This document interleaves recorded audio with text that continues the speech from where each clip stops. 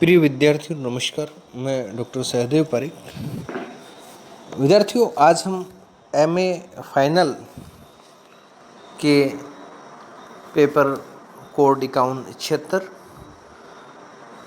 Perspective on Indian society के topic प्रमुख समाजशास्त्रीय दृष्टिकोण की व्याख्या करने जा रहे हैं। समाजशास्त्र ये दृष्टिकोण से हमारा मतलब यहाँ समाजशास्त्र के अध्ययन उपागम कौन कौन से हैं, या भारतीय समाज से संबंधित समाजशास्त्रीय दृष्टिकोणों के सैद्धांतिक श्रेणी क्रम का जो संक्षिप्त विवरण प्रस्तुत करेंगे। तो प्रत्येक विज्ञान अपनी विषय वस्तु के अध्ययन हेतु भिन्न भिन्न तरह की पद्धतियों का प्रयोग करता है, और इसी प्रकार समाजशास्त्र भी एक स्वतंत्र विज्ञान है जिसके परिणाम स्वरूप इसकी भी भिन्न भिन्न तरह की अध्ययन पद्धतियाँ हैं।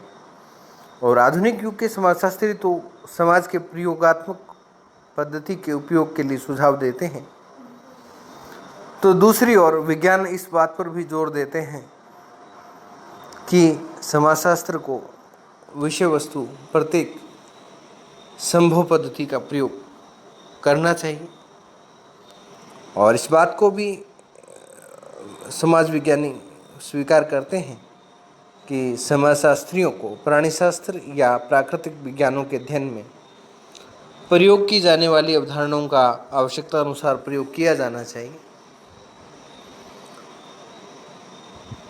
लेकिन इनका प्रयोग करने की एक सीमा होनी चाहिए। और एक दूसरी विचारधारा ये है कि प्राकृतिक विज्ञानों में जो पद्धतियाँ उपयोगी पाई गई थी उन्हीं का हमें समाजशास्त्र की विषय वस्तु के अध्ययन में प्रयोग किया जाना चाहिए। मगर वास्तविकता तो यह है कि इसमें उन्हीं पद्धतियों का प्रयोग करना चाहिए जो समाजशास्त्रीय नियमों को ढूंढ निकालने में सहयोगी है। और इन्हीं दृष्टिकोणों को हम समाजशास्त्रीय योगदान की सैद्धांतिक श्रेणियाँ या अध्ययन के दृष्टिकोणों के स्वरूप या प्रकार के रूप में देखते हैं। एलवुड नाम के एक समाजशास्त्री थे जिन्होंने सामाजिक अनुसंधान कार्यों के लिए जो दृष्टिकोण उपलब्ध करवाए या दृष्टिकोण का जो सुझाव दिया, उनमें से पहला दृष्टिकोण हमारा है तुलनात्मक पद्धति। जैसा कि नाम से स्पष्ट है कि दो या दो से अधिक चीज़ों की आपस में तुलना समाजशास्त्र के अध्ययन की पद्धतियों में से तुलनात्मक पद्धति जो है वो काफ़ी महत्वपूर्ण स्थान रखती है। इस पद्धति का विशेष रूप से जो प्रयोग है वो मानवशास्त्रियों के द्वारा किया गया। प्रागैतिहासिक तथ्यों और वर्तमान तथ्यों की तुलना करने में इस पद्धति ने काफ़ी सहायता प्रदान की है, और समाजशास्त्र और मानवशास्त्र से यह पद्धति घनिष्ठ रूप से संबंधित है। और समाजशास्त्रियों ने भी अनुसंधान के क्षेत्र में लाभदायक देखकर इसका प्रयोग जो अधिकाधिक मात्रा में किया है,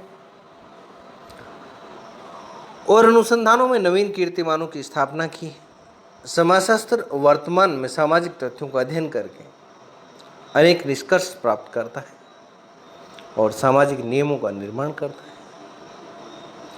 एक तरह से किसी भी सामाजिक अनुसंधान के जो निष्कर्ष हैं वो नियम के रूप में प्रतिपादित होते हैं या सिद्धांत के रूप में प्रतिपादित होते हैं, और समाज की समस्याओं के समाधान हेतु एक प्रकाश के रूप में, एक आलोक के रूप में सुझाव प्रदान करता है।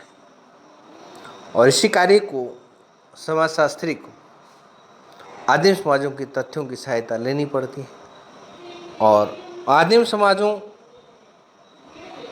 में प्राप्त सामग्री के आधार पर यह बतला सकता है कि अमुक नियम वर्तमान परिस्थितियों में भी लागू होगा या नहीं, या वर्तमान समाज में विशेष परिस्थितियों के उत्पन्न होने की दशा में कौन सा उपयोग करेगा आदि। इस पद्धति की जो विशेषताएं हैं वो इस प्रकार हैं कि सामाजिक अनुसंधान करता तुलना करके अपने अन्वेषण की परख एवं धारणाओं की पुष्टि कर सकता है और इसके आधार पर कई तरह की प्रारंभिक कल्पनाएं भी संभव हो पाती हैं। फिर वैसे भी आज का युग परिवर्तन का युग है और इस परिवर्तनशील समाज में अध्ययन करने हेतु तुलनात्मक पद्धति ही अधिक मात्रा में सफलताएं प्राप्त कर सकती हैं। और इस पद्धति के जो दोष हैं, यानी कि इस पद्धति को पूर्णतः हम निरापद नहीं मान सकते हैं, ये दोष रहित नहीं है, इसमें कुछ खामियां हैं। इस पद्धति के कई लाभ हैं, परंतु दूसरी ओर इस पद्धति की जो कठिनाई है वो ये है कि इसमें सामाजिक प्रक्रियाओं को समझने में सहायता तो मिलती है, लेकिन उसका उचित निर्धारण करने में यह पद्धति असमर्थ रहती है, क्योंकि इस पद्धति के द्वारा किसी भी घटना या तथ्य का ठीक ठाक नापतोल जो हो वो नहीं किया जा सकता है। तो विद्यार्थियों, हम एक एक पद्धति को लेकर के चलेंगे।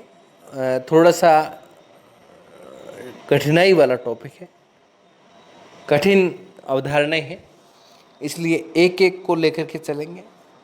ये 15-16 पद्धतियाँ या दृष्टिकोण हम इनको कह सकते हैं, ये आपके सिलेबस में है। तो एक एक को डेली पढ़ेंगे तो अपने को याद भी रहेगा और समझने में भी आसानी रहेगी। आगामी वीडियो में हम अगली दृष्टिकोण की बात करेंगे। तब तक के लिए